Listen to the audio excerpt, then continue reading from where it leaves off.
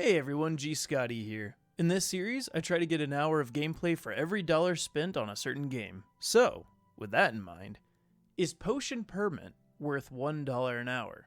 Let's check it out.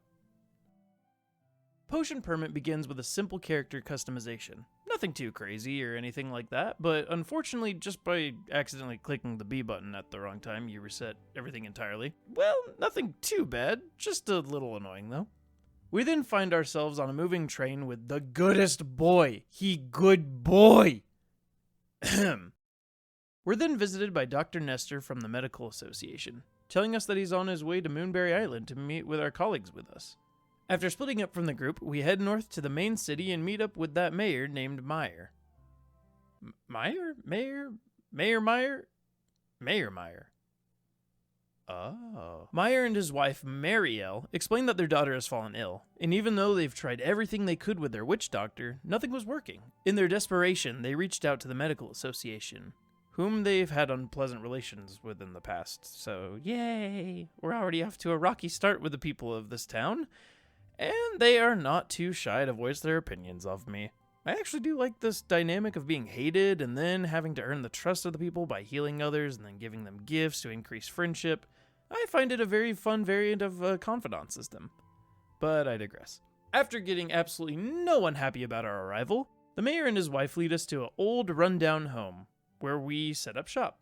At this point in the game, we're then given the task of exploring a vast area of all kinds of wildlife and vegetation to gather materials for crafting various potions back in our home, and then help heal various patients from the town whenever they may be sick or otherwise afflicted.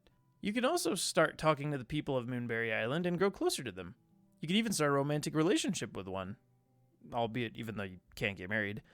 I will say I was disappointed in the lack of options when it came to romanceable characters. Only 6 out of 32 people.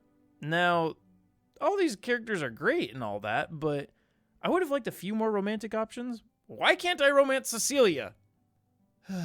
Well, that's something else we have in common, huh? Here's the thing.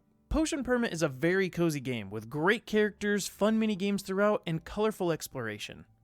However, the game can be a bit difficult to figure out when it comes to doing certain things, like how to do bulletin board tasks. Either that or I just skipped over something, but you know. And the controls can be a bit tedious at times. But then there's the glitches. There's a lot of glitches.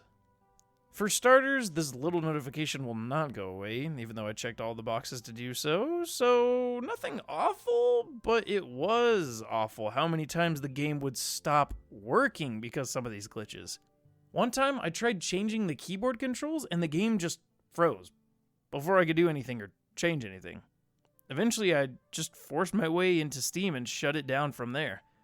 I've never been able to change these options at all from any menu without the game just freezing. Another time, I was talking to the character Derek in the town pub, and midway through his dialogue, the text bubble disappeared, and I couldn't move or do anything at all.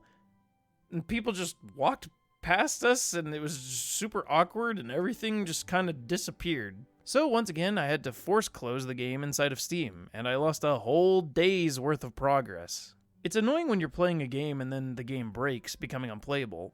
However, if this only happened like 1 or 2 times, I wouldn't have minded too much. Still a little annoying, but you know, nothing you can't really handle. The problem was that this happened almost every hour. Eventually, I just put the game down. So here's where I'm facing a major dilemma. Potion Permit is a very cute, cozy, fun time. I wanted to learn more about the characters, the island, and progress the story.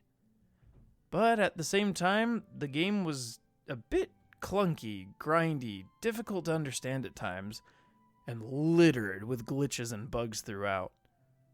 If the game could get patched and these game-breaking issues were fixed, I would immediately return to it and have a fun time playing. Until then, though, I'm putting this one down for the time. So, is Potion Permit worth $1 an hour? Sadly, in its current state, no. What video game should I test to see if it's worth $1 an hour? Let me know in the comments. Thanks for liking and subscribing, and I'll catch y'all on the flip side. Peace.